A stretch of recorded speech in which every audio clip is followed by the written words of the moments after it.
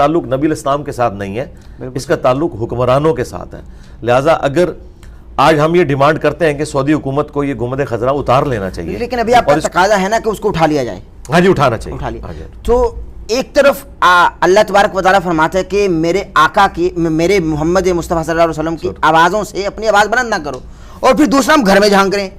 چونکہ اٹھانا پڑے گا تو گھر میں جھانکا جائے گا نا، تو یہ بے ادبی نہیں ہوگی. لیکن یہاں ذرا سی کوئی بے ادبی کر جائے اس کو راتوں رات مار دیتے ہیں. عاشقان مصطفیٰ کا جتھا ادھر آتا ہے بھائی تو مار دیتے ہیں. تو اب کے دور میں اگر کسی عاشقین کے جتھے کے سامنے ایسا کچھ ہو جائے قتل کر دیں گے اس کو. فوری طور فرمایا آقا علیہ السلام کی حدیث کے کسی کا دل دکھانا آپ کے سارے اعمال ضائع کر دیتے ہیں. آپ کی ان باتوں سے کروڑوں ناظرین کی دل آزاری ہو رہی ہے، آپ دل دکھا رہے ہیں غائبانہ طور پر. تو کیا آپ پر یہ شرائط لاگو نہیں ہوں گی؟ آپ کی پکڑ نہیں ہوگی؟ دل دکھایا جا رہا ہے، آن لائن دل دکھایا جا رہا ہے. کہ یہ جو تم نے نافرمانی کے اڈے قائم کیے ہیں نبی الاسلام کی مخالفت کے اوپر، یہاں پہ جتنے مزار بزرگوں کے بنائے ہوئے ہیں، یہ فوراً خود گراؤ، یہ فوراً خود گراؤ، یہ فوراً خود گراؤ. ہمیں بتایا گیا انتظامیہ کی جانب سے کہ یہ جو کرسیاں لگی ہوئی ہیں نا، جی جی یہاں بابوں کو بٹھانے، ان کا ادب کرو، کیونکہ بڑے بابے ہیں نا، بزرگ ہیں، ان کا عزت کرو، احترام کرو، بابوں کا ادب کرو. تو یہاں جب بیٹھا تو یہاں عجیب جملہ سننے کو ملا، بابے دشائی کوئی نہیں. ایک طرف بابوں کا ادب کرایا جا رہا ہے، دوسری طرف کہا جا رہا ہے بابے دشائی کوئی نہیں. وہ بابے ان بابوں سے بہتر ہوں گے، وہ بابے ان بابوں سے بہتر ہوں گے، یہ میں بتا رہا ہوں آپ کو. بابے تے شاہی کوئی نہیں. بابے تے حسین علیہ السلام کی تعریف تو یار کافروں نے بھی کی ہے. حسین علیہ السلام کی تعریف کرنے سے کوئی خود بڑا نہیں ہو جاتا. آپ نے ذاکر نائک کا بھی والا دیا نا، وہ یزید کو رضی اللہ کہتے ہیں، میں تو جس نے تو نہیں کہا. نہیں فرق تو دیکھنا، آپ ان کو ان سے تو نہ فرق پہ نہیں، فرق تو دیکھنا، فرق پہ اگر آپ کہیں گے. خادم رضوی صاحب اس دور کے اتنے بڑے عالم تھے کہ ان کا جنازہ ایشیا بھر کے بڑے جنازوں میں تصور کیا جاتا ہے، اور ظاہر ہے کہ عوام الناس نے دیکھا بھی. تو جنازے میں افراد کا زیادہ ہونا میت کی بخشش کا ذریعہ بن جاتا ہے. کہ ایک بوڑھی عورت آقا علیہ السلام پر کوڑا پھینکتی تھی. خادم رضوی صاحب نے بھی اس پہ بہت جلالی انداز میں کہا کہ بھائی صحابہ مر گئے تھے معاذ اللہ، وہ کہاں تھے؟ بالکل جھوٹی روایت ہے. اس والے سے کیا کہیں گے؟ یہ انہوں نے کہا کہ صحابہ مر گئے تھے، بالکل انہوں نے کہا. تو یہ تو گستاخی نہیں ہے. یہ جملہ میں بول رہا ہوں، آپ نہیں کرتے، آپ نہیں کرتے، آپ نہیں کرتے. نہیں میں آپ سے زیادہ عمر کے ہیں، وہ کر سکتے ہیں. ہم اپنی مساجد میں لاؤڈ اسپیکر سے جو اذان سنتے ہیں وہ اذان صحیح ہے؟ جو اہل تشیع و مکتبہ فکر کی جانب سے اذانیں دی جاتی ہیں وہ اذان صحیح ہے؟ لوگ تو ولی بھائی پہلے ہی آپ کو آڑے ہاتھوں لیتے ہیں، اور الٹا آپ یہ بتا رہے ہیں کہ بھائی یہ اذانیں جو مسلمانوں کے کانوں میں اذان کی فقط ایک آواز آتی ہے، یہ اس اذان پر جائیں نہ جائیں مسجد میں ایک آواز تو جانے دے بھائی، اللہ کا نام تو جانے دے کان میں، وہ بھی آپ روک رہے ہیں بھائی. جی اس لیے کہ اس میں سے نکالنا کیا ہے؟ اس کا اگر آپ نے کوئی ایڈوانٹیج لے لیا تو وہ مجھے بتائیں. نام سن کے اللہ سکون کہاں سے ملتا ہے؟ تو مریضوں کو پوچھیں نا کہ ان کو سکون ملتا ہے کہ نہیں ملتا. ذکر کیا جب آقا علیہ السلام کے روزہ اطہر پر جب ظاہر ہے کہ انسان تشریف لے جاتا ہے تو جب اس کی نظر پڑتی ہے جنت البقیع میں جو ان کی بیٹی سیدہ فاطمہ الزہرا ابیہا علیہ افضل الصلوۃ والسلام، ان کی قبر پر فقط ایک کالا پتھر پڑا ہوا ہے. تو باپ کا روزہ اطہر اتنا سجا ہوا، مہکتا ہوا، چہکتا ہوا اور اتنی لائٹوں سے مزین، مگر بیٹے کی قبر اندھیرے میں تپتی دھوپ میں. اس حوالے سے کیا کہیں گے؟ تکلیف ہوتی ہے ایک مسلمان کو جو عشق رکھتا ہے اہل بیت سے؟ میرا خیال ہے پاکستان کا مستقبل دعا ہی کر سکتے ہیں، لیکن دعا کرتے ہیں. آپ کا کوئی ارادہ ہے سیاست میں آنے کا؟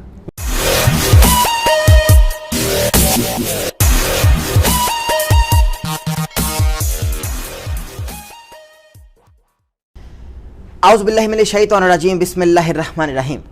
اللہم صلی علی سیدنا و مولانا محمد و علی آلہ و اصحابہ و بارک وسلم وصلی علیک.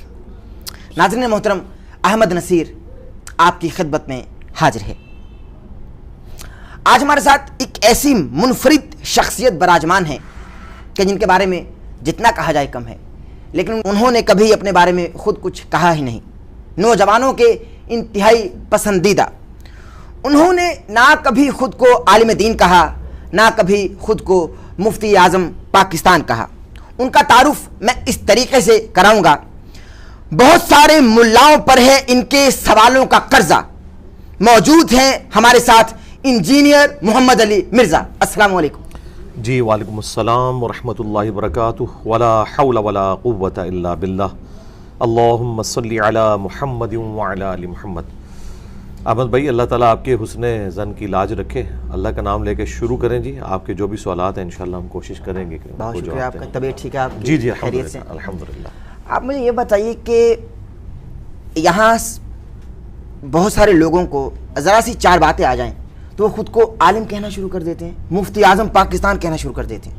آپ نوجوانوں کو بہت موٹیویٹ کرتے ہیں، بہت سکھاتے ہیں، پڑھاتے ہیں، مگر آپ خود کو محمد علی مرزا کہتے ہیں، کیا وجہ ہے؟ آپ علامہ کیوں نہیں لگاتے اپنے نام کے ساتھ؟ علامہ لگانے کا فائدہ نہیں ہے، اس کی وجہ یہ کہ اس وقت اس ماڈرن دور کے اندر اب کوئی ایز سچ اتنی عزت والی ڈگری یہ رہ نہیں گئی ہے، مفتی یا علامہ یا مولوی کہ لگایا جائے۔ یہ تو ایک ویسے میں نے تفنن کے طور پر بات کی۔ ایکچوئل بات تو یہ ہے کہ پاکستان میں وہ لوگ اپنے ساتھ یہ ڈگری لگا سکتے ہیں جو اتھرائز ہیں، یہ ڈگری کی کوالیفیکیشن جو مدارس سے حاصل کی جاتی ہے وہ لوگ اپنے ساتھ لکھتے ہیں۔ اہل سنت کے ہاں مولوی، مفتی، مولانا لکھا جاتا ہے، اہل تشیع کے ہاں آیت اللہ لکھا جاتا ہے۔ اور باقی یہ حقیقت بات ہے کہ ہر دوسرے بندے نے اپنے ساتھ مفتی اعظم لگایا ہوا ہے اور اس کے ماننے والے اس طرح کے ٹائٹل دے کے ان کی شخصیت کو اونچا کرنے کی کوشش کرتے ہیں۔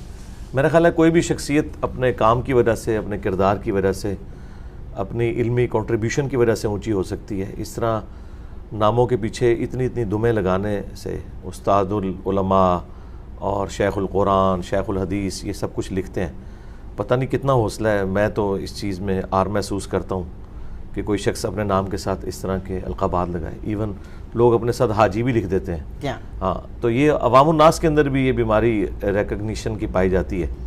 تو جو میں تھا میں نے وہ لکھ لیا، محمد علی مرزا میرا نام ہے اور انجینئرنگ میری فیلڈ ہے، میکینیکل انجینئرنگ میں میں نے ڈگری کی ہے، تو اس کی وجہ سے میں نے انجینئر محمد علی مرزا جو بنتا تھا وہی ساتھ لکھ کے لگایا۔ باقی جو ہم دین کی خدمت کر رہے ہیں وہ ہر مسلمان کی بیسک رسپانسبلٹی ہے، اور وہ کسی عالم کے ذمہ نہیں ہے کہ اس نے صرف رسول اللہ کی مبارک دعوت صلی اللہ علیہ وآلہ وسلم پہنچانی ہے، بلکہ قرآن میں اللہ تعالیٰ نے فرمایا کنتم خیر امۃ اخرجت للناس تأمرون بالمعروف وتنہون عن المنکر، تم بہترین امت ہو جو لوگوں کے نفع کے لیے نکالے گئے، لوگوں کو نیکی کا حکم دیتے ہو اور برائی سے روکتے ہو اور اللہ پر ایمان رکھتے ہو جیسا کہ ایمان لانے کا حق ہے۔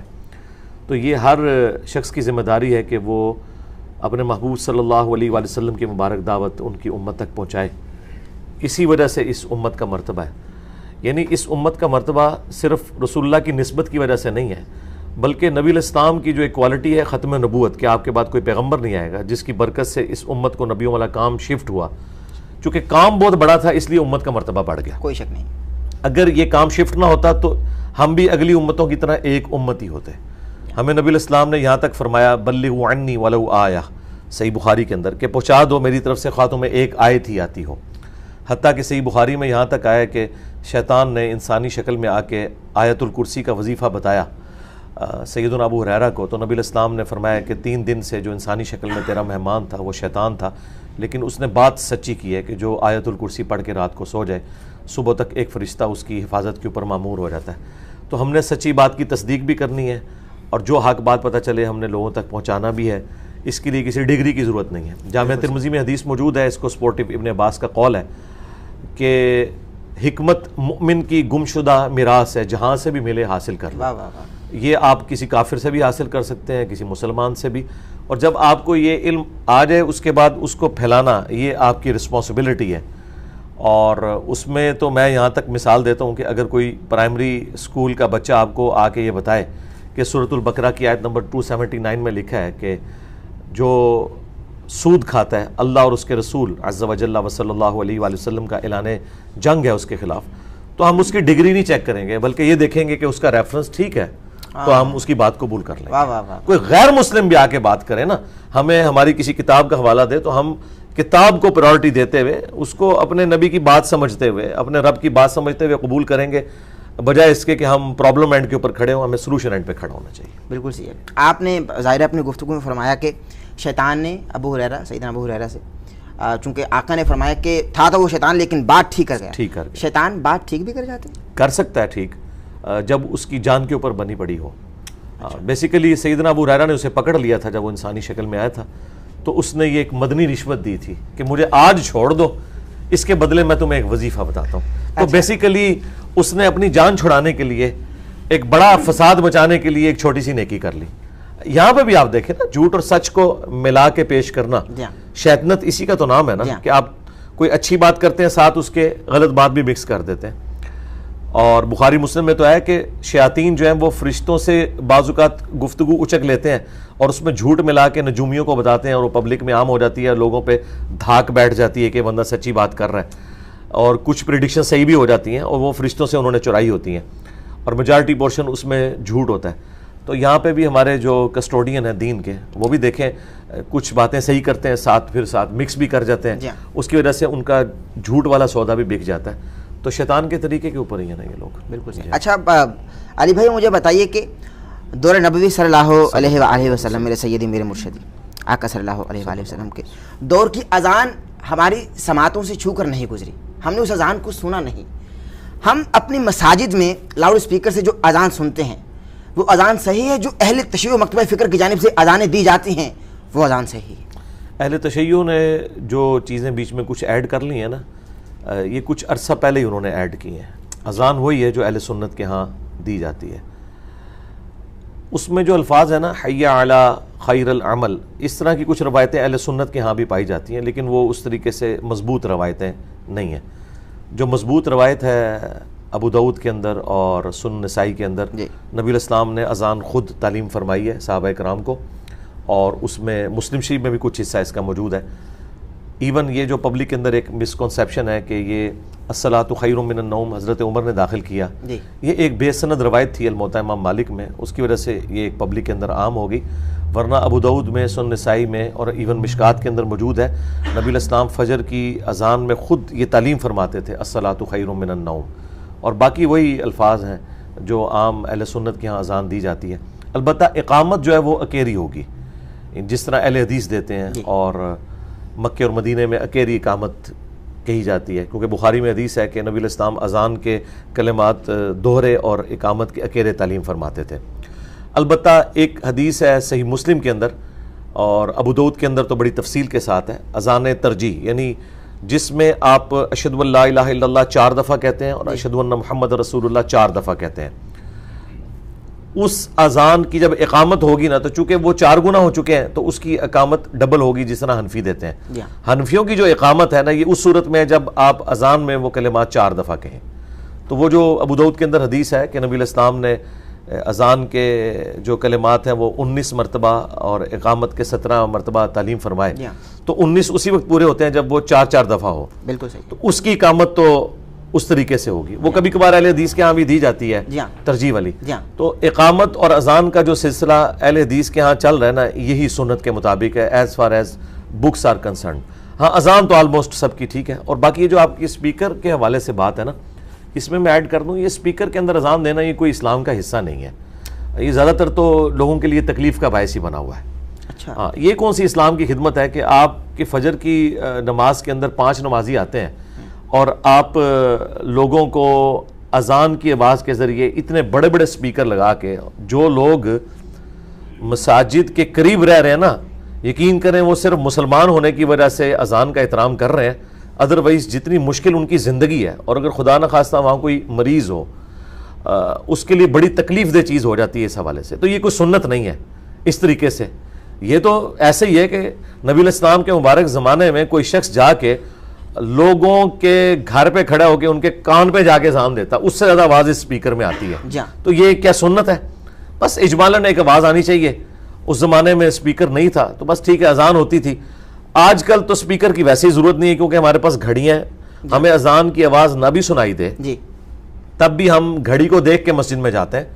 یعنی یورپ اور امریکہ میں تو بالکل کوئی آواز نہیں ہے، تو لوگ کیا مسجد میں نماز جماعت سے نہیں پڑھتے؟ مجھے بھی سال ہر سال ہوئے ہیں، ہم نے گھڑی کا حساب رکھا ہوتا ہے کہ 1 بجے جمعہ ہے یا 1:30 بجے جمعہ ہے، اور عصر کی نماز 4 بجے، تو ہم گھڑی کے مطابق جاتے ہیں، اذان کی آواز آئے نہ اس سے کوئی غرض ہی نہیں ہوتا۔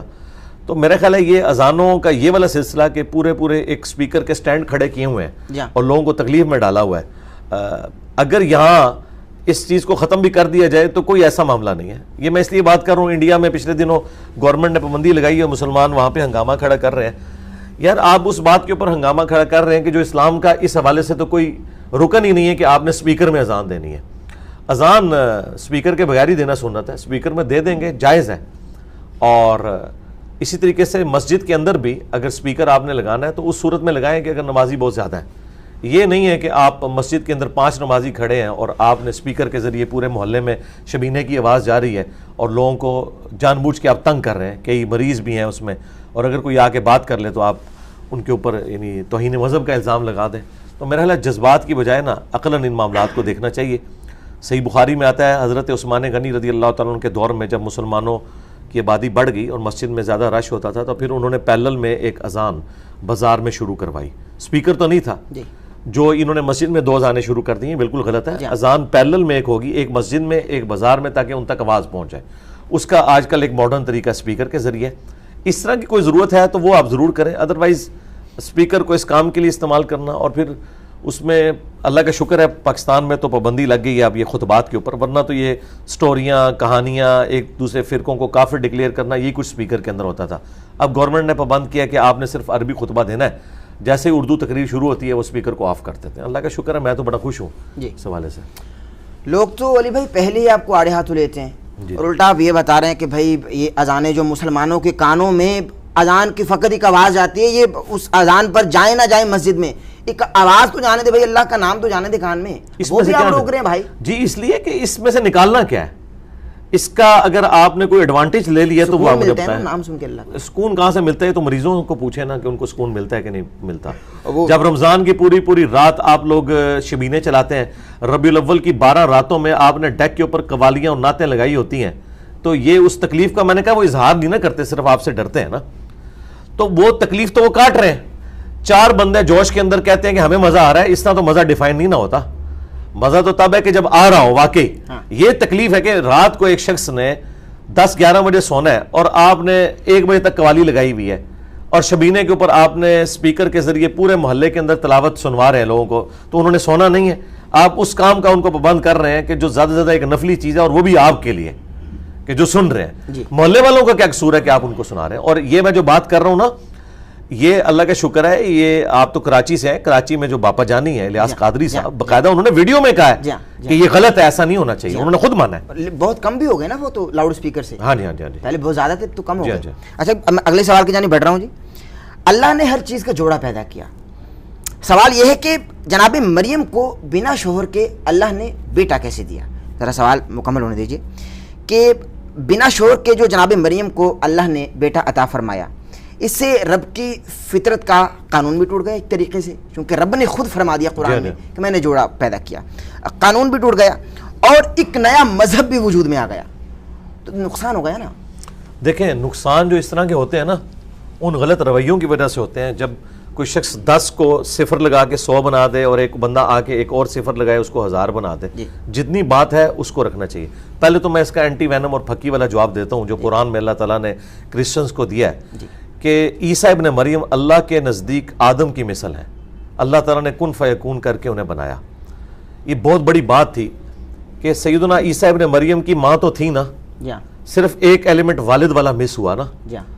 تو آدم علیہ السلام کی تو نہ ماں تھے اور نہ باپ تھے, تو وہ تو فٹ ان بیٹھتے ہیں پھر خدا کی ڈیفینیشن میں اگر خدائی کسی کو بنانا ہے. لیکن چونکہ وہ کریٹڈ ہے اس لیے مخلوق ہے.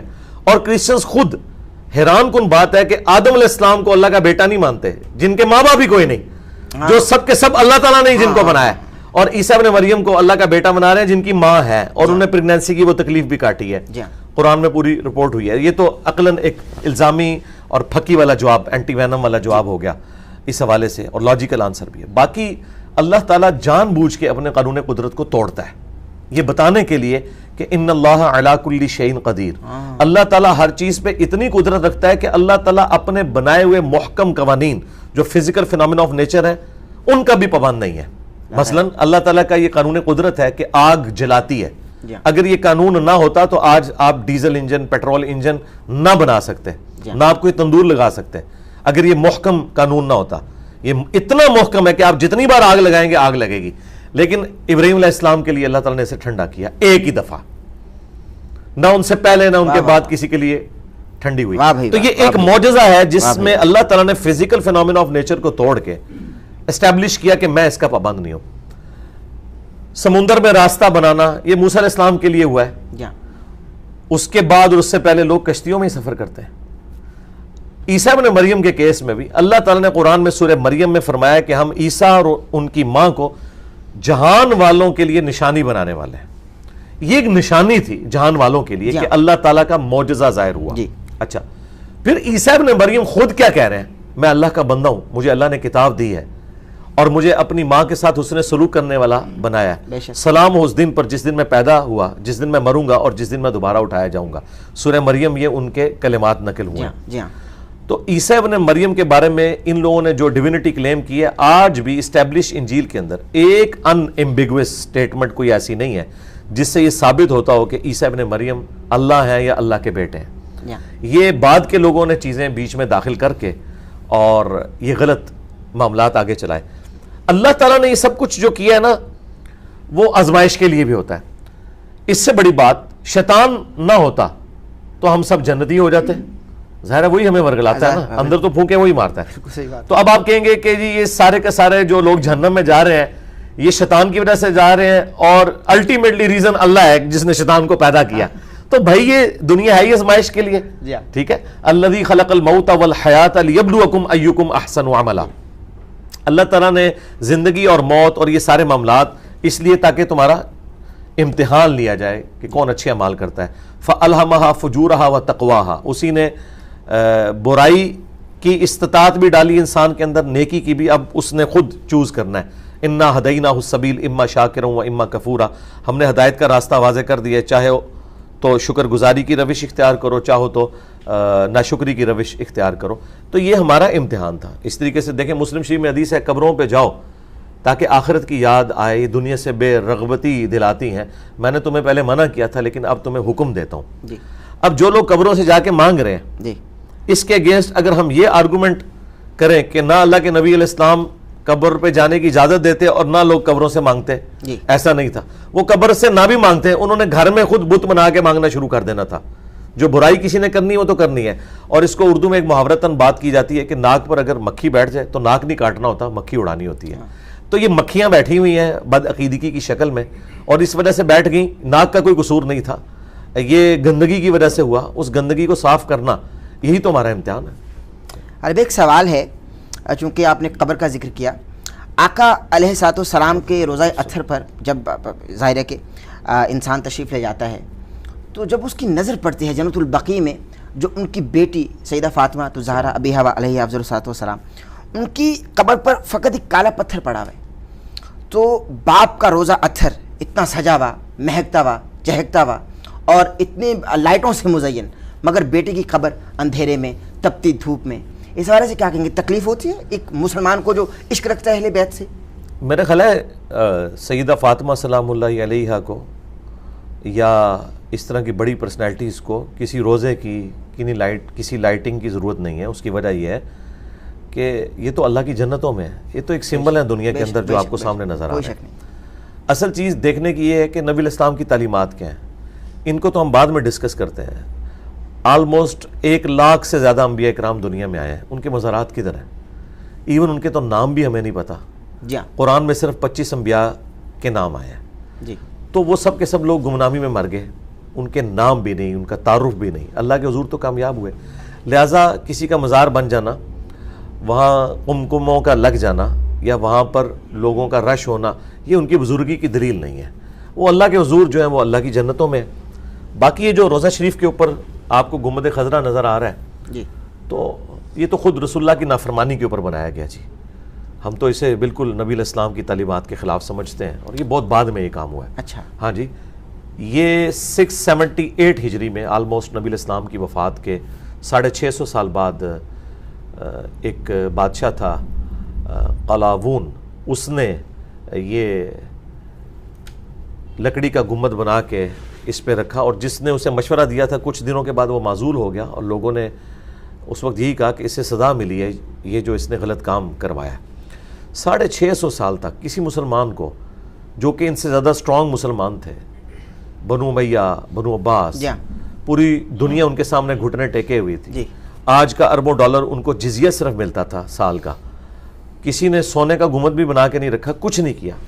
اس کے پیچھے ریزن تھی کہ مسلم شریف میں حدیث ہے, نبی علیہ السلام نے فرمایا میں تمہیں منع کرتا ہوں قبروں کو پکا کرنے سے, ان پر عمارت بنانے سے اور اس پہ بیٹھنے سے. ڈائریکٹ بیٹھنا بھی منع ہے, مجاور بن کے بیٹھنا بھی منع ہے. بالکل صحیح ہے. اہل تشیع کے ہاں بھی یہی روایتیں پائی جاتی ہیں کہ قبروں پہ مزار نہیں ہونے چاہیے, اور مزار بنائے جائیں تو گرائے جائیں. جی ہاں, ہمارے استاد مولانا اسحاق صاحب نے باقاعدہ ایک پوری ویڈیو ریکارڈ کرائی تھی جس میں انہوں نے شیعہ کی فقہ کی کتابوں سے یہ ساری چیزیں دکھائی تھی کہ ان کے ہاں بھی یہ مزارات نہیں ہیں.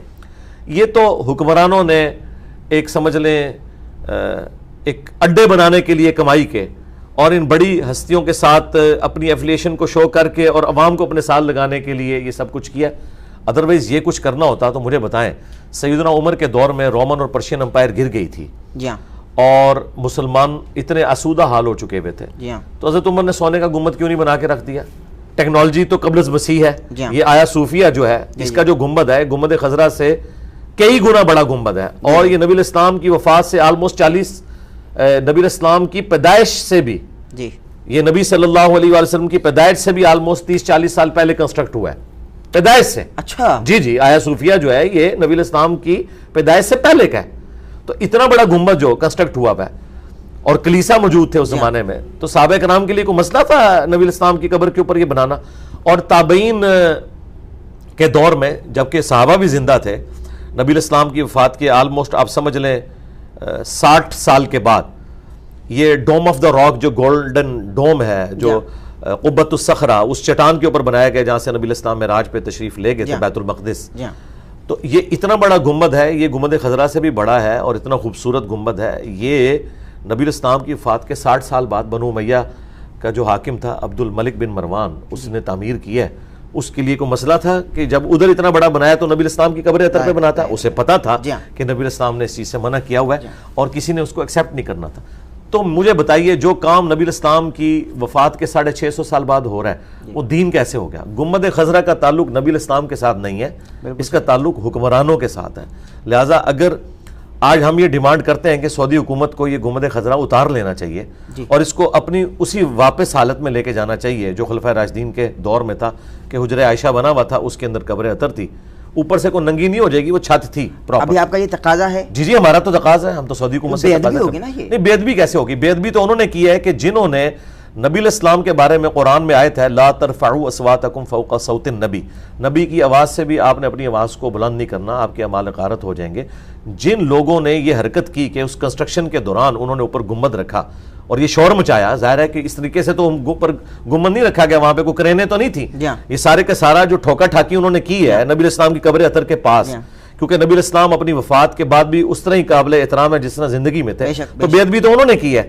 اور اسی وجہ سے سعودی علماء نے کہا تھا یہ گنبد خضرا کی طرح کے بڑے بڑے گنبد بقیع غرقد میں بھی, سیدہ فاطمہ سلام اللہ علیہا کی قبر اطہر کے اوپر بھی, اور اس طریقے سے ام عائشہ سلام اللہ علیہا, امام مالک رحمہ اللہ, حضرت عثمان غنی رضی اللہ تعالیٰ عنہ, اور سیدہ فاطمہ کے ساتھ ہی قبریں حضرت عباس کی جو نبی الاسلام کے چچا ہیں, اور اس کے بعد امام حسن علیہ السلام, امام زین العابدین اور امام باقر اور امام جعفر, ان کی قبریں بقیع غرقد میں موجود ہیں. اور اس کے اوپر ایک بہت بڑا گنبد تھا, اس کی ریئل ٹائم پکچرز بھی اویلیبل ہیں, آپ گوگل میں جائیں تو لکھیں تو یہ ساری پھر گرائیں سعودی حکومت نے نا گنبد خضرا جنت البقیع. جی جی جی, 8 شوال کو, جی جی جی, اسی کا یہ رونا روتے ہیں. جی اسی کا رونا روتے ہیں 1926 میں. تو ہم ان سے بھی کہتے ہیں کہ آپ رونا اس چیز کا کیوں رو رہے ہیں کہ جو کام ہی بعد میں ہوا تھا. نبی الاسلام نے یہ کام کیوں نہیں کروایا؟ مولا علی علیہ السلام نے سیدہ فاطمہ کا قبہ کیوں نہیں بنوا دیا؟ وہ تو خلیفہ راشد بھی تھے نا, کیوں نہیں قبہ بنوایا؟ یہ قبے نہیں تھے اسلام کے اندر. اسلام میں آپ گاڈ اورینٹڈ ہیں. جب ہستی ایک دنیا سے چلی گی تو زیادہ آپ ان کی قبر پہ جائیں گے, اور ان جو اہل البیت کی قبریں ہیں, انبیاء کی قبریں ہیں, یہ دعاؤں کی قبولیت کا ذریعہ ہے. اللہ سے جا کے وہاں دعا مانگیں, وہاں پہ سلام آپ عرض کریں, بس یہ تھا. یہ سارے کے سارے معاملات جو بعد میں ہوئے ہیں ان کو آپ دین بنا کے کیوں پیش کر رہے ہیں؟ بالکل صحیح, وہ دین تو نہیں ہے نا. بالکل صحیح. اور مولا علی تو خود یہ مزارات توڑواتے رہے, جو بنی ہوئی قبریں بھی تھیں اونچی. صحیح مسلم میں نبی الاسلام نے حضرت علی کی ڈیوٹی لگائی تھی, اور حضرت علی نے اپنے دور خلافت میں ابو حیاج اسدی کی ڈیوٹی لگائی تھی کہ تم یہ ساری قبریں جو اونچی بنی ہیں ان کو زمین کے برابر کرو. زیادہ ایک بالش رکھ سکتے ہیں. نبی الاسلام کی قبر اطہر بھی 1 بالش تھا, 9 انچ. تو بعد میں لوگوں نے یہ سب کچھ کیا, اور صحابہ کرام کے زمانے میں تو اس طرح کے معاملات نہیں تھے. تو تو جو کام بعد میں ہوا ہے وہ کس طرح دلیل بن سکتا ہے؟ اب اگر کوئی کہتا ہے یہ دلیل بن سکتا ہے تو ہم اہل تشیع سے ہی معذرت سے ہی عرض کریں گے کہ پھر بعد میں تو 400 سال تک یہ بھی رہا ہے کہ 1517 سے لے کے 1917 تک 400 سال تک خانہ کعبے میں 4 مصلی تھے، حنفی، شافعی، مالکی، حنبلی، ٹھیک ہے. اہل تشیع کا کوئی مصلی نہیں تھا، سنیوں کے 4 مصلی تھے اور سارے اپنی اپنی جماعت لادا کرواتے تھے. ویسے چاروں کو حق پہ بھی مانتے تھے اور ایک دوسرے کے پیچھے نماز بھی پڑھتے. ڈرامہ بازی کی ہوئی تھی انہوں نے. تو یہ ڈرامہ بازی سعودی حکومت نے ختم کروائی ہے. اس پہ تو شیعہ خوش ہیں کہ اچھا ہوا ہے کہ مصلی اٹھائے ہیں، کہ وہ کہتے ہیں جب ہمارا نہیں مصلی ان کے کیوں ہے؟ ویسے تو ہمارے نزدیک کسی کا بھی ہونا چاہیے، ایک ہی مصلی ہونا چاہیے. وَاتَّخِذُوا مِن مَقَامِ إِبْرَاهِيمَ مُصَلَّى، ابراہیم کے کھڑے ہونے کی جگہ کو نماز کے لیے جگہ بناؤ. نبی الاسلام نے وہیں پہ امامت کی تھی.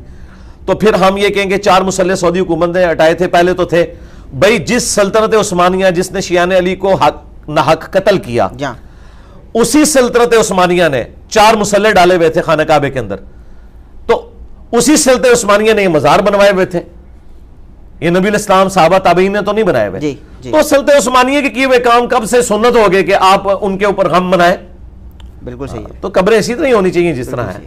آپ نے فرمایا کہ اپنی آوازیں بھی نبی کی آوازوں سے بلند نہ کریں، اور انہوں نے یہ خود سے گنبد بنا دیے، بیعت بھی کی آپ کے بقول، اور آپ نے یہ تقاضا بھی کیا کہ بھئی ان کو اٹھا دیا جائے، منہدم کر دیا جائے. منہدم نہیں، اتار لیا جائے. کرین ہے، اتار لیا جائے. اٹھانے سے پتہ کیا ہوتا ہے؟ یہ اتنے ظالم ہے کہ جب ہم یہ بات کرتے ہیں نا تو یہ کہتے ہیں روزہ شریف کو مٹا دو. جی اس طرح تو نہیں بات ہو، روزہ شریف کی تو بات ہی نہیں ہو رہی. روزہ شریف تو دعاؤں کی قبولیت کی جگہ ہے، وہ اس پلانٹ ارتھ پہ افضل ترین جگہ ہے، وہ اس دنیا کا حصہ ہی نہیں ہے، وہ تو جنت کا ٹکڑا ہے، ریاض الجنہ ہے. بخاری مسلم میں حدیث ہے کہ میرے گھر سے لے کر میرے ممبر تک جنت کے ٹکڑوں میں سے ایک ٹکڑا ہے. وہ نبی صلی اللہ علیہ وآلہ وسلم کی قبر اطہر، سیدنا ابوبکر عمر کی قبریں رضی اللہ عنہما علیہم السلام، وہ جنت کے ٹکڑے میں ہیں، اور اس پہ حاضری دینا صحابہ کرام کی سنت ہے. السلام علیکہ یا رسول اللہ، السلام علیکہ یا ابا بکر، السلام علیکہ یا عمر. یہ جا کے صحابہ کرام پڑھا کرتے تھے. وہ ساری چیزیں اپنی جگہ ہیں. اس کو آپ یوں سمجھیں جس طرح ہم کرسچن سے یہ ڈیمانڈ کرتے ہیں کہ آپ جیزس کرائسٹ کو خدا کا بیٹا نہ کہیں، جی، تو وہ اس کو جیزس کرائسٹ کی توہین سمجھتے ہیں. جی، جبکہ قرآن تو اس سے بھی ایک سٹیپ آگے جا رہا ہے کہ عیسیٰ نہ تمہارے نفع کے مالک ہے نہ نقصان کے. عیسیٰ ان کی ماں روٹی کھانے کے محتاج تھے. اللہ ارادہ کرے عیسیٰ کو، ان کی ماں کو اور ساری مخلوقات کو تباہ کر دے، اللہ کا کوئی کیا بگاڑ لے گا. اب یہ تینوں سورۃ المائدہ کی آیات ہیں جو میں نے کوٹ کی ہیں. کیا ان آیات کو ہم جیزس کرائسٹ کی توہین سمجھیں گے؟ نہیں. توحید اسٹیبلش کرنے کے لیے آپ کو یہ کہنا پڑے گا. اس طریقے سے سنت کو اسٹیبلش کرنے کے لیے جب ہم یہ بات کرتے ہیں کہ جو کام رسول اللہ کی نافرمانی کے اوپر ہوا ہے، اس کو جذباتی طور پر یہ کیوں ہینڈل کرتے ہیں؟ کل کو اگر کوئی جذباتی طور پر یہ ہینڈل کرے کہ جی قرآن سے میں آیت نکال دوں گا کہ عیسیٰ روٹی کھانے کے محتاج تھے، پھر تو روٹی افضل ہوگی عیسیٰ سے، تو وہ تو کافر ہی ہو جائے گا نا. میں قرآن سے آیت نکال دوں گا کہ عیسیٰ اور ان کی ماں تمہارے نفع نقصان کے مالک نہیں ہے. عیسیٰ علیہ السلام کے بارے میں اتنے توہین آمیز کلمات ہیں، نعوذ باللہ. یا اللہ ارادہ کرے عیسیٰ اور اس کی ماں کو ہلاک کر دے، تو یہ تو بڑی توہین ہوئی ہے. تو توہین نہیں ہوئی ہے. توحید اسٹیبلش کرنے کے لیے جب نبیوں کو لوگ اللہ کے مقابلے پر کھڑا کرتے ہیں نا، پھر اللہ تعالیٰ اپنی توحید کو اسٹیبلش کرنے کے لیے ایسے جملے بولتا ہے تاکہ توحید اسٹیبلش ہو. جس طرح حضرت ابوبکر صدیق نے دیکھیں کیا فرضی جملہ بولا ہے، من کان یعبد محمدا فإن محمدا قد مات. نہ کوئی آیت نہ کوئی حدیث، یہ ان کا اپنا ذاتی جملہ. جو آیت بھی کوٹ کی انہوں نے، اس میں بھی یہ نہیں تھا. اس میں تو تھا وما محمد الا رسول قد خلت من قبلہ الرسل افإن مات او قتل یا انک میت وانہم میتون. اے نبی تمہیں بھی مرنا ہے، تمہارے مخالفین کو بھی مرنا ہے. محمد تو نہیں تھے مگر ایک رسول، اگر یہ مر جائیں یا قتل ہو جائیں یا وفات کر جائیں یا وصال شریف فرما جائیں، آپ جیسے لوگوں کے نزدیک جو ترجمہ ہے، یا شہید ہو جائیں، تو کیا تم دین سے الٹے قدم پھر جاؤ گے؟ اب اتنی بات تو درست تھی، لیکن اس کے ساتھ ویلیو ایڈیشن کی. حضرت ابوبکر نے کہا من کان یعبد محمدا فإن محمدا قد مات. صحیح بخاری میں کم از کم 4 جگہ پہ یہ خطبہ ہے. جو تم میں محمد کی عبادت کرتا تھا وہ جان لے کہ محمد مر چکے، اور جو اللہ کی عبادت کرتا ہے وہ جان لے کہ اللہ کو کبھی موت نہیں آئے گی. اب یہ آیت حدیث تو نہیں تھی، لیکن انہیں پتا تھا کہ جیزس کرائسٹ کو لوگوں نے خدا بنایا تھا، محمد رسول اللہ کو بھی کہیں خدا نہ بنا لے. تو انہوں نے اس کو اسٹیبلش کیا، جو میرے نزدیک یہ ان کا فرضی جملہ کام کر گیا کہ آج ہم کوٹ کر سکتے ہیں. اور یہ انہوں نے جو بولا ہے ڈیڈکٹ کیا بخاری کی اس حدیث سے. دیکھنا میری شان کو اس طرح بلند نہ کرنا جس طرح نصارہ نے حضرت عیسیٰ ابن مریم کو بڑھا دیا تھا. میں اللہ کا بندہ اور اس کا رسول ہوں، مجھے اللہ کا بندہ اور اس کا رسول کہنا. تو لہٰذا کسی پروفٹ کی بظاہر آپ کی نظر میں اگر تنقیص ہو رہی ہے، وہ تنقیص نہیں ہو رہی ہوتی بلکہ وہ توحید اسٹیبلش ہو رہی ہوتی ہے. آپ نے پیغمبر کی طرف جھوٹ منسوب کر دیا ہوتا ہے، اس کو ہمیں وہ گرد کو صاف کرنا پڑتا ہے. یہ پیغمبر پہ جھوٹ ان لوگوں نے باندھا ہے جنہوں نے گنبد خضرا رکھا ہے. بالکل صحیح ہے. یہ ایک جھوٹ انہوں نے باندھا پیغمبر کے اوپر، ورنہ 650 سال تک جتنے مسلمان ہیں وہ گستاخ رسول تھے کہ وہ گنبد نہیں انہوں نے بنایا ہوا، وہ تو ڈرتے تھے. آپ نہ ڈرو گے. لیکن ابھی آپ کا تقاضا ہے نا کہ اس کو اٹھا لیا جائے. ہاں جی، اٹھانا چاہیے. اٹھا لیا. تو ایک طرف اللہ تبارک و تعالیٰ فرماتا ہے کہ میرے آقا کی، میرے محمد مصطفیٰ صلی اللہ علیہ وسلم کی آوازوں سے اپنی آواز بلند نہ کرو، اور پھر دوسرا ہم گھر میں جھانک رہے ہیں. چونکہ اٹھانا پڑے گا تو گھر میں جھانکا جائے گا نا، تو یہ بے ادبی نہیں ہوگی. نہیں، جھانکا نہیں جائے گا. اس کے اوپر آلریڈی نا چھت بنی ہوئی ہے. یہ چھت کے اوپر گنبد لا کے رکھا گیا. اگر وہ اٹھائیں گے نا، آقا تو جانتے ہیں نا. کیا چیز؟ آقا تو جانتے ہیں نا. نہیں، اس میں کون سا بے پردگی والا کون سا معاملہ ہو گیا؟ اللہ کے بندے، اب یہ نبی الاسلام کی سنت کو اسٹیبلش، مجھے بتائیں کل کو کوئی پاکستانی جا کے ڈھول مارنا شروع کر دے گنبد خضرا پہ جالی شریف کے سامنے، تو ہم اسے نہیں روکیں گے. ہم کہیں گے یہ آقا کی مرضی سے ہو رہا ہے. نہیں بجائے گا نا ڈھول. نہیں، اگر کوئی بجائے تو پھر اگر نہیں ہوا ہے نا. خانہ کعبہ شریف کے اندر یزید نے گھوڑے نہیں باندھے، مسجد نبی میں 3 دن تک نہیں دیکھے نا. بنو امیہ کی بات ہے نا، وہی نا، تو بے ادبی کرتے آئے تھے. وہ بے ادبی کر، اس کا مطلب ہے بے ادبی ہو سکتی ہے. ہوئی تھی. نہیں، آپ نے کہا نا کہ ایسا ہو نہیں سکتا کہ کوئی کرے. اب نہیں ہو سکتا نا. نہیں، اب کہاں آیت میں لکھا ہے کہ اب نہیں ہوگا اور بعد میں ہوگا؟ وہ تو دیکھیں، جب تک یزید نے کام نہیں ڈالا تھا اس وقت تک بھی لوگ یہی سمجھتے تھے. مجھے بتائیں، وہ زیادہ عاشق رسول تھے یا آپ زیادہ عاشق رسول ہیں؟ انہوں نے کبھی سوچا بھی تھا کہ مسجد نبوی کی یہ توہین ہوگی؟ آج تو ہم بہت دور ہیں نا. جنہوں نے نبی الاسلام کا زمانہ پایا ہوا تھا اور ان کے ماں باپ صحابہ تھے اور وہ ان کی اولادیں تھیں، انہوں نے سوچا تھا ہمارے ساتھ یزید یہ کرے گا؟ تو ہو گیا نا. اس کا مطلب ہے دنیا بقدر ایفرٹ ہے. یہ ہو سکتا ہے کہ کوئی بے ادبی کرے، چاہے اس زمانے میں کرے یا آج. تو میں نے آپ کو اتنی نیچے اتر کے مثال اس لیے دی کہ اگر آج کوئی مسجد نبوی میں گھوڑے باندھے اور مسجد نبوی کو امامت سے محروم کرے تو کیا ہم اسے نہیں روکیں گے؟ غلط کام جو کرے گا اسے روکیں گے کہ یہ آپ غلط کر رہے ہو. تو یہ ہماری رسپانسبلٹی ہے کہ ہم اسے روکیں. آج ہم جب واقعہ حرہ میں یزید کو کنڈیم کرتے ہیں، کیوں کرتے ہیں؟ کہ مسجد نبوی کی اس نے توہین کی. تو مسجد نبوی کی توہین صرف یہ نہیں ہے کہ اسے نماز سے محروم کر دیا جائے یا اس میں گھوڑے باندھے جائیں. یہ بھی توہین ہے کہ آپ اس مسجد میں خلاف سنت کام کر رہے ہیں. اسی مسجد نبوی میں جب ممبروں سے سب و شتم ہوتا تھا مولا علی کے اوپر، تو کیا وہ ٹھیک ہو رہا تھا؟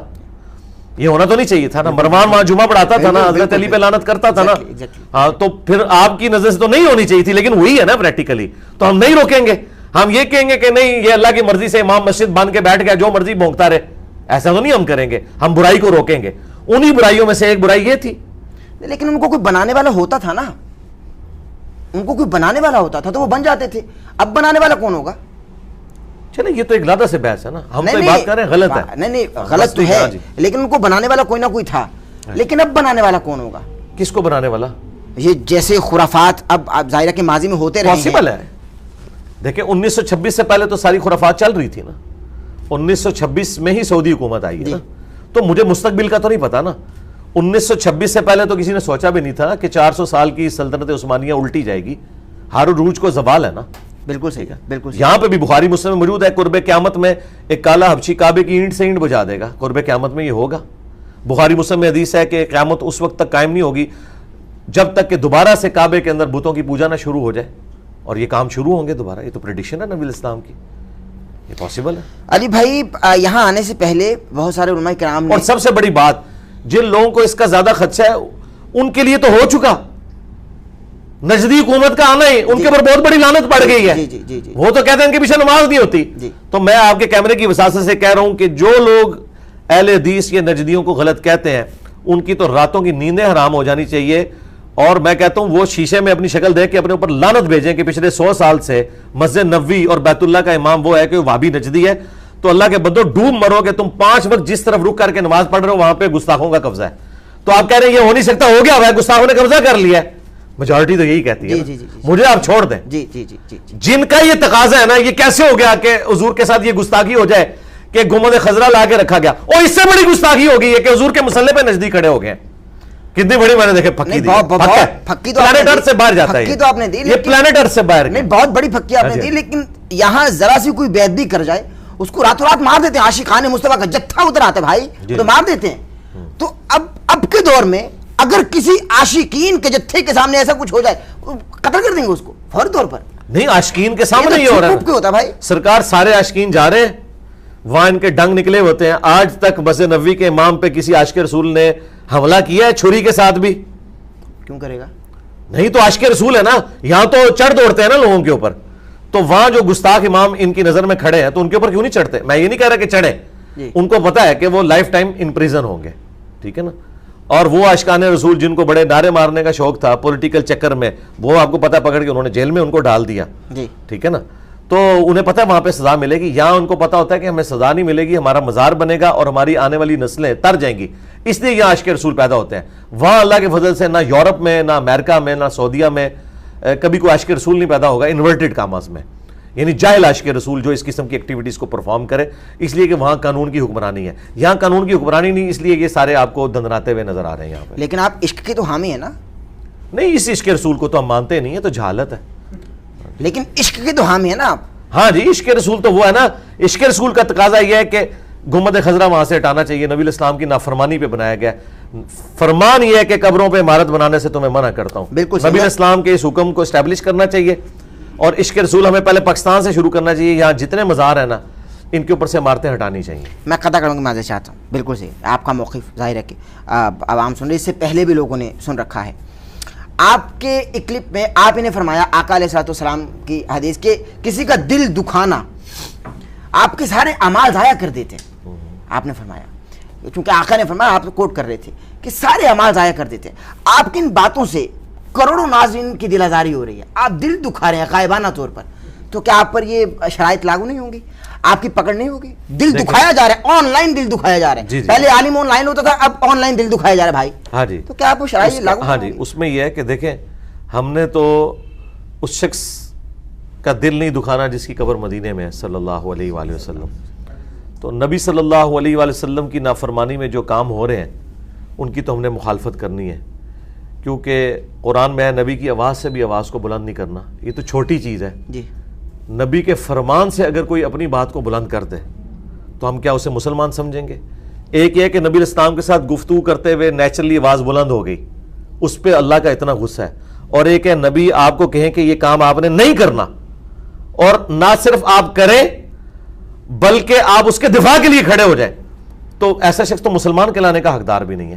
تو یہ مسلم شریف میں حدیث میں نے امام مسلم سے گن پوائنٹ پہ داخل نہیں کروائی ہے. نبی الاسلام کا فرمان کے قبروں پہ عمارتیں مت بناؤ, اور مسلم شریف میں ہے کہ مولا علی نے اونچی قبریں توڑوائیں, اور یہ ظالم ایسے جھوٹے ہیں, یہ کہتے ہیں وہ کافروں کی قبریں تھیں. مسلم شریف میں عبادہ ابن صامت کی حدیث موجود ہے کہ رومن امپائر کی جنگ کے دوران روڈس نامی جگہ, آج بھی ایک روڈس شہر ہے, وہاں پہ ان کا ساتھی جب فوت ہوا صحابی, انہوں نے قبر اس کی زمین کے برابر بنوائی یا ایک بالشت اونچی, اور کہا کہ نبی الاسلام اس سے اونچی ہمیں قبر نہیں بنانے دیتے تھے. تو مسلمانوں کی قبروں کا ذکر موجود ہے. تو اب مجھے بتائیں, اگر مسلمانوں کی قبریں اس طریقے سے اونچی قبریں نیچی کروائی جائیں اور تصویریں مٹائی جائیں اور مزارات توڑوائے جائیں, تو یہ تو نبی الاسلام کے فرمان کو اسٹیبلش کرنا ہے. اگر اسی کی وجہ سے کسی شیطان کا دل دکھتا ہے, میں تو آپ کی بات کے ساتھ ایگری نہیں کرتا کہ کروڑوں مسلمانوں کا دل دکھے گا, کیونکہ یہ بڑا خطرناک معاملہ ہو جائے گا کہ نبی الاسلام کے حکم کو پورا کرتے ہوئے اگر کسی کا دل دکھ رہا ہے تو وہ کافر ہی ہوگا, مسلمان نہیں ہوگا. صرف اسی معاملے نہیں نا, بہت ساری باتیں کہہ جاتے ہیں نا آپ. ابھی تو صرف جو یہ بات ہو رہی ہے نا اس کو ڈسکس کریں کہ آپ جن کو مسلمان سمجھ رہے ہیں, میرے خیال ہے آپ نے ان کا ایمان سٹیک پہ لگا دیا ہے, کیونکہ جو نبی کے فرمان کو اسٹیبلش کرنے کی وجہ سے کسی کا دل دکھے وہ تو خود ہی مسلمان نہیں ہے. تو سب سے پہلے تو ہم اسے مسلمان کریں گے, اسے نبی الاسلام کے حکم کا پابند کریں گے. تو ہم نے یہ نہیں دیکھنا کہ لوگ کیا سوچتے ہیں, ہم نے یہ دیکھنا ہے کہ نبی صلی اللہ علیہ وآلہ وسلم نے کیا فرمایا. آپ دیکھیں صحیح بخاری میں حضرت عمر نے منکرین زکوٰۃ کے خلاف قتال کرنے سے منع کیا.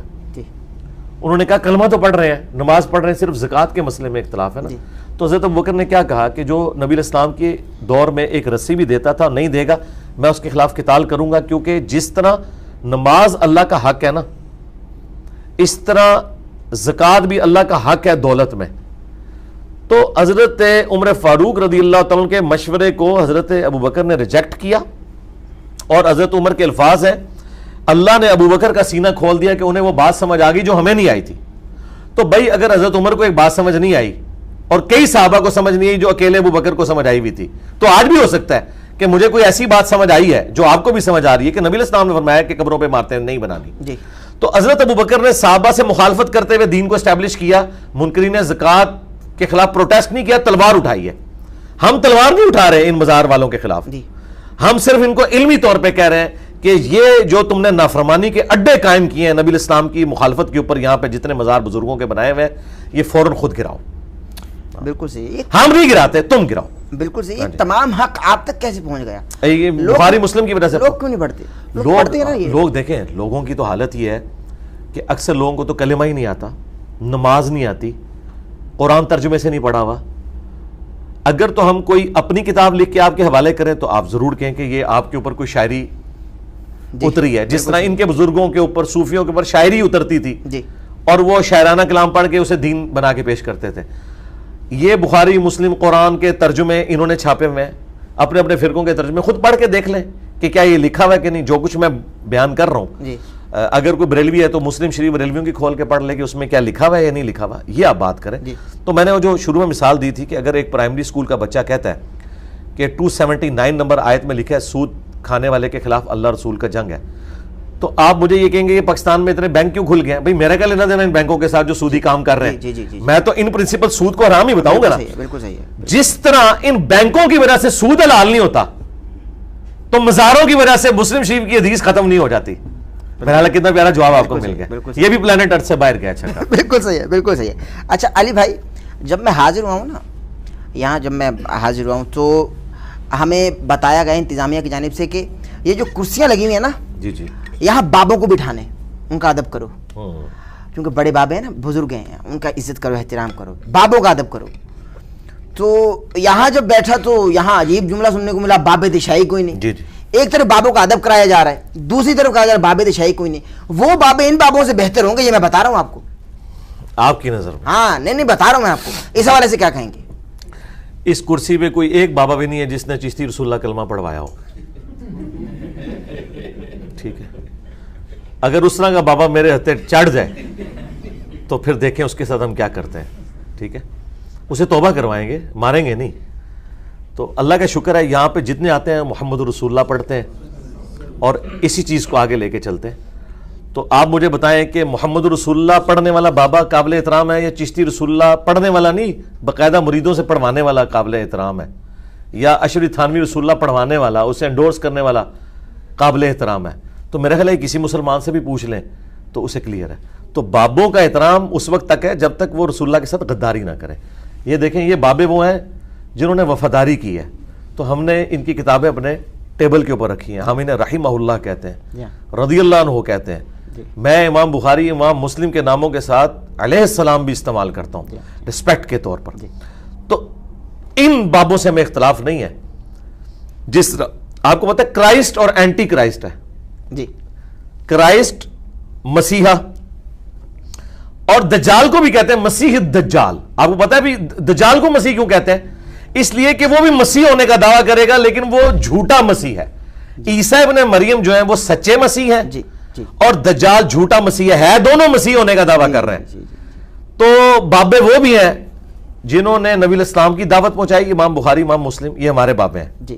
اور بابے وہ بھی ہیں جنہوں نے اپنے بابوں کی جھوٹی تعلیمات، گستاخانہ تعلیمات امت تک پہنچائیں اور اسے آج تک ان کے ماننے والے پرنٹ کر رہے ہیں. تو ان بابوں کا تو ہم احترام کر ہی نہیں سکتے، کیونکہ بابوں کا احترام رسول اللہ کی نسبت کی وجہ سے ہے. جو رسول اللہ کے ساتھ غداری کرے اس بابے کا کوئی احترام نہیں. اور پریکٹیکلی اس میرے جملے کے اوپر اجماع امت ہے. کیا بریلوی بابا اشرف علی تھانوی کا احترام کرتے ہیں جس نے 1800 کتابیں لکھی ہیں؟ نہیں، کیونکہ احمد بریلوی نے اسے کافر ڈکلیئر کیا. اور بریلوی علماء کا یہ فتویٰ ہے کہ اشرف علی تھانوی کو جو مسلمان سمجھے وہ خود بھی کافر ہے. ٹھیک ہے، تو کروڑوں بزرگوں کے بزرگ اشرف علی تھانوی، دیوبندیوں کے بزرگوں کے تو امام ہے نا وہ، ان کو احمد بریلوی اور ان کے کروڑوں فالور کافر سمجھ رہے ہیں. اور ادھر یہ لوگ انہیں کافر سمجھ رہے ہیں. شیطانی لشکر المہند میں لکھا ہے. تو خود یہ ایک دوسرے کے کسی بابے کا احترام نہیں کرتے. اور جب ان سے آپ ریزن پوچھتے ہیں وہ کہتے ہیں گستاخ رسول ہیں، وہ مشرک ہیں، وہ فلاں ہیں، اس لیے احترام نہیں کرتے. تو ہم آپ کے ساتھ ہیں، ہم تصدیق کرتے ہیں کہ جو بابے گستاخ رسول ہیں، مشرک ہیں، ان بابوں کا احترام نہیں ہوگا. یہ میری ڈاکٹرن نہیں ہے، یہ آلریڈی انہوں نے ہمیں سکھائی ہوئی ہے. بالکل صحیح ہے. اچھا، یہ بھی تو بابوں میں آئیں گے نا، علی حجویری اور سلطان العارفین اور بابا بلے شاہ اور ان کے ساتھ ساتھ بہت سارے ایسے بزرگان جنہوں نے بہت کام کیا ہوا ہے اور لوگ ان کو بہت عشق کرتے ہیں، ان سے محبت کرتے ہیں عشق رسول کی نسبت سے، اس بارے سے آپ ان کو بھی بیچ میں لیتے ہیں، ان کو پھکی دے رہے ہیں، عشق رسول انہوں نے بھی چشتی یا رسول اللہ کہا ہے۔ جی جی دیکھیں یہ سارے وہی کچھ ہی ہیں نا. بات یہ ہے کہ اگر آپ سمجھتے ہیں کہ یہ وہ نہیں ہے تو آپ ان کا کوئی انڈیپینڈنٹ تعارف مجھے بتائیں نا. مجھے بتائیں کہ ان لوگوں نے قرآن کا یہ ترجمہ کیا فارسی زبان کے اندر، انہوں نے بخاری مسلم کا ترجمہ کیا نیٹو لینگویج کے اندر. خدمات کی جب بات ہوتی ہے تو خدمات کا مطلب یہ ہے کہ ایک شاعرانہ کلام لکھ دینا خدمت ہے، تو وہ تو کوئی بھی لکھ سکتا ہے. یا نچ کے مرشد منا لینا، آپ نے کہا نا بلے شاہ، ان کے بارے میں کہتے ہیں کہ وہ ڈانس کر کے انہوں نے مرشد کو منایا تھا. تو اس طرح کا ڈانس کر کے مرشد منانا اگر قرآن و سنت میں لکھا ہوا ہے تو ہم کہیں گے دین کی خدمت انہوں نے کی ہے. اور اسی طریقے سے جو باقی بزرگ ہیں ان کی کوئی کنٹریبیوشن بتائیں نا. زیادہ زیادہ ان کے پاس ایک بات ہوگی کہ انہوں نے کلمہ پڑھا کے ہمارے بزرگوں کو مسلمان کیا. ہم کہتے ہیں اگر یہ ان کی فضیلت ہے تو وہ تو ہم ماضی میں جا کے کوئی ویڈیو پروڈیوس نہیں کر سکتے کہ آپ اپنے کلیم میں سچے ہیں یا نہیں ہیں. لیکن آج کے دور میں ڈاکٹر ذاکر نائک نے ہزاروں، چلے احتیاطاً کہہ لیتے ہیں سینکڑوں ہندوؤں کو کلمہ کیمرے میں پڑھایا. تو بریلوی دیوبندی انہیں سلطان الہند کیوں نہیں مانتے ڈاکٹر ذاکر نائک کو، جنہوں نے اس ماڈرن دور میں لوگوں کو مسلمان کیا ہے؟ وہ کیا کہیں گے کہ ڈاکٹر ذاکر نائک کے عقیدے درست نہیں ہیں. ہاں وہ کہتے ہیں اس نے کلمہ ضرور پڑھایا ہے لیکن اس کے عقیدے صحیح نہیں، اس لیے ہم اسے بزرگ نہیں مانتے. بالکل یہی نظریہ ہمارا ان کے بزرگوں کے بارے میں کہ کلمہ پڑھانے سے کوئی بزرگ نہیں ہو جاتا، کیونکہ بخاری مسلم حدیث ہے اللہ فاسق سے بھی دین کا کام لے سکتا ہے.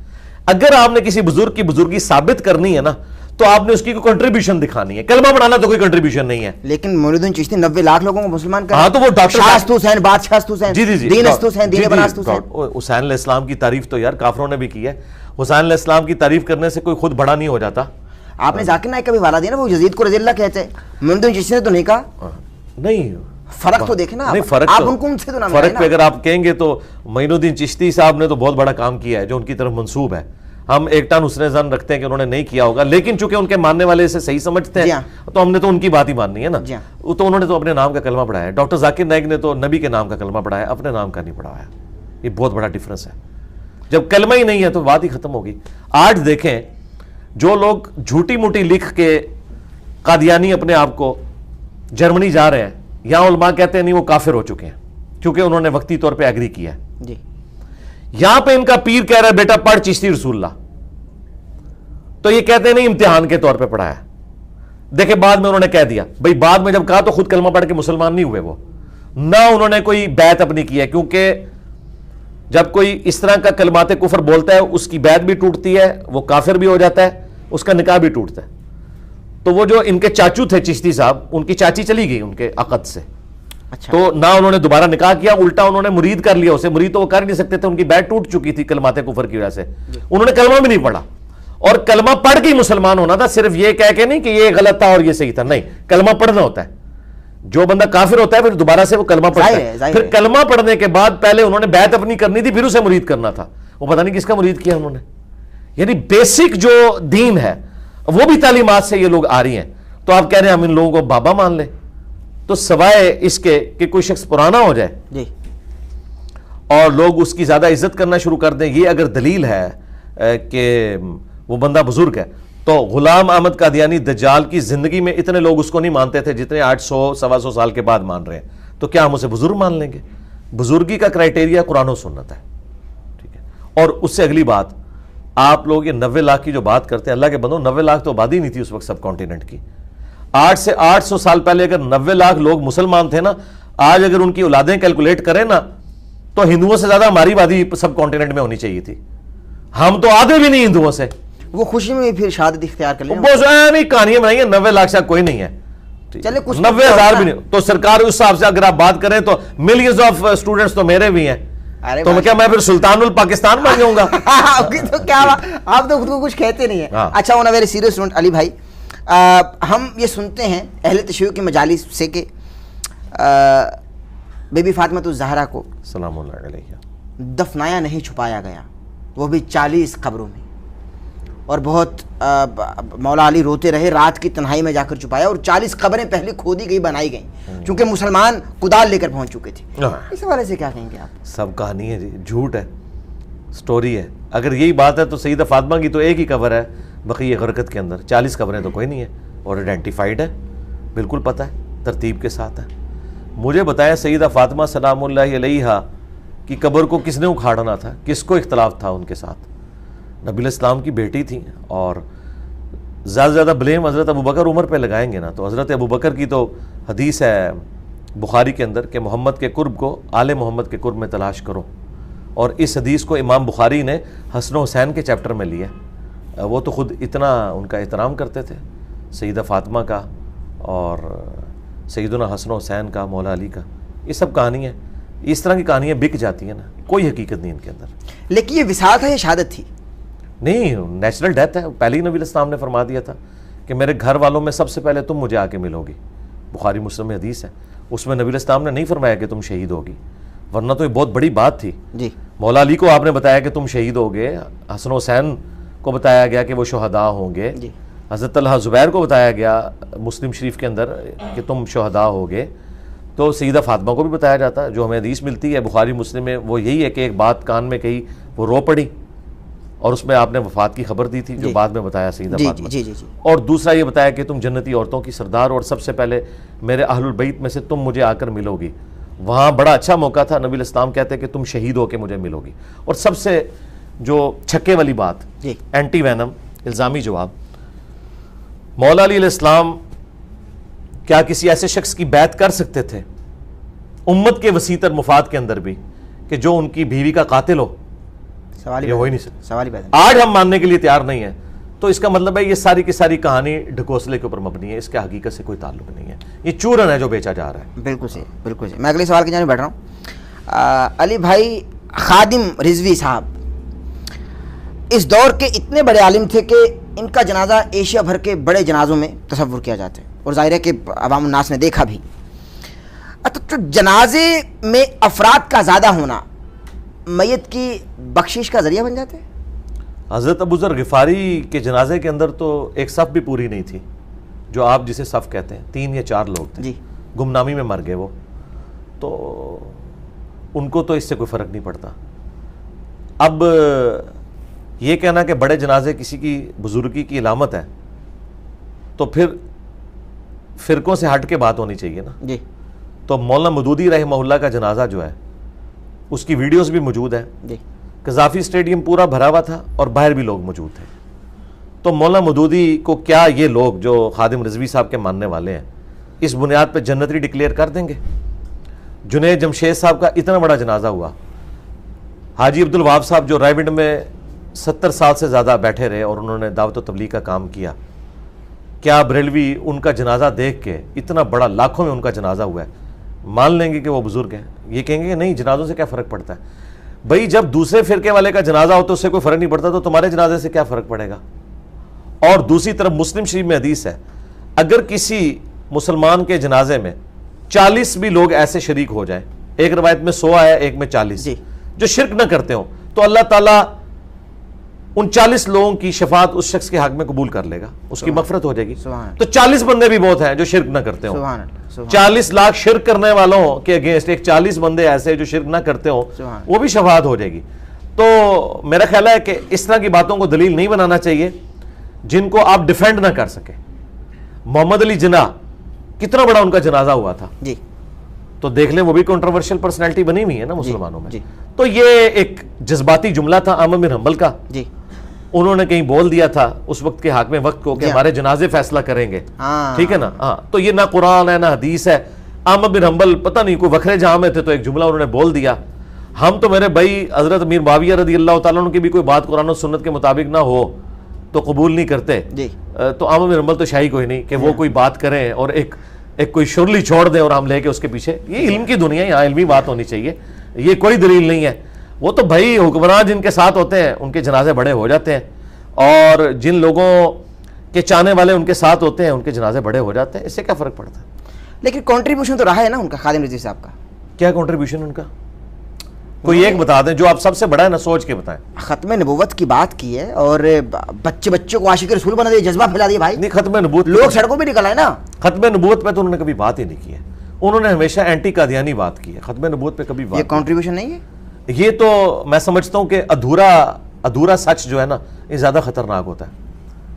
ختم نبوت پہ بات تب ہوتی کہ جب ان کے گھر میں جو آگ لگی ہوئی تھی چشتی رسول اللہ، اس کو بجھاتے. لاہور سے اٹھے تھے تو لاہوری سے وہ کتاب پرنٹ ہو رہی تھی. جی ہاں. ادھر تو کوئی دھرنا نہیں انہوں نے دیا. ٹھیک ہے. اسی طریقے سے میں نے ان کی زندگی میں کشف المحجوب جب وہ لہرایا کرتے تھے داتا دربار پہ بیٹھ کے، اس میں نبی الاسلام کے اوپر جو سکینڈل باندھا گیا ہے وہ دکھایا. اس کی پرنٹنگ تو انہوں نے کوئی نہیں رکوائی. تو وہ ایک کاز لے کے پہنچ کے دھرنے میں، اور اس وقت وہ تو اپنی کاز کے لیے مخلص ہی تھے. ایجنسیوں نے انہیں اس وقت کی پولیٹیکل گورنمنٹ کو کمزور کرنے کے لیے یوز کر لیا. اور بس یہ ہے. باقی کنٹریبیوشن تب ہوگی ختم نبوت کے حوالے سے جب آپ چشتی رسول اللہ، اشری تھانوی رسول اللہ اور اپنے بزرگوں کی کتابوں میں جو گستاخانہ عبارتیں ہیں ان کو بھی پرنٹ کروانا بند کریں. وہ تو آپ کے گھر کی چیز ہے نا، یہ تو باہر کی چیز ہے. اپنے گھر کی چیز تو آپ آخری وقت تک لہراتے رہے، جبکہ آپ کے پاس میرے کلپس بھی پہنچ چکے تھے. اس لیے انہوں نے ویڈیو میں کہا ایک منڈا ہے جڑا نیٹ ہوتے ہوندا ہے پتہ ہے ایسی کہ منڈے نے کام پایا ہے. اور وہ نجی محفلوں میں کہتے تھے کہ اس منڈے نو ہاتھ نہیں ڈالنا، کیونکہ انہیں پتا تھا یہ باتیں ٹھیک کر رہا ہے. لیکن وہ بس اپنے فرقے کی محبت کی وجہ سے بول نہیں سکے. تو میں سمجھتا ہوں کہ ختم نبوت کی کاز تب ہوتی کہ جب یہ اس پہ بولتے. ہاں آپ یہ کہہ سکتے ہیں اینٹی قادیانی انہوں نے کام کیا، اور اس میں جو ان کی کنٹریبیوشن ہے اللہ سے وہ جزا لیں گے. باقی جو انہوں نے یہ تلخ رویے پیدا کیے ہیں امت کے اندر کہ ہر بریلوی کو اٹھا کے چڑھا دیا انہوں نے اہل حدیث اور دیوبندیوں کے اوپر گستاخ رسول کی شکل میں، تو اس کو تو میں سمجھتا ہوں یہ مینٹل ماڈل انہوں نے بدلا ہے. ایسا نہیں ہونا چاہیے. ان کے بیٹے میں کوئی تبدیلی دیکھتے ہیں؟ بہت زمین عثمان کا فرق ہے. بیٹے سے میں بہت خوش ہوں. اچھا جی جی بہت. واہ بھائی واہ. کیوں خوش ہیں بھائی؟ اس وجہ سے کہ انہوں نے وہ لیگیسی اس طرح ساتھ نہیں لے کے چلے جذباتیت والی. ان کے اندر ایک یعنی آپ سمجھ لیں ہمبلنس ہے. دوسرے فرقوں کے لیے ٹالرنس موجود ہے. وہ شیعہ کو بھی مل رہے ہیں، وہ اہل حدیث کو بھی مل رہے ہیں.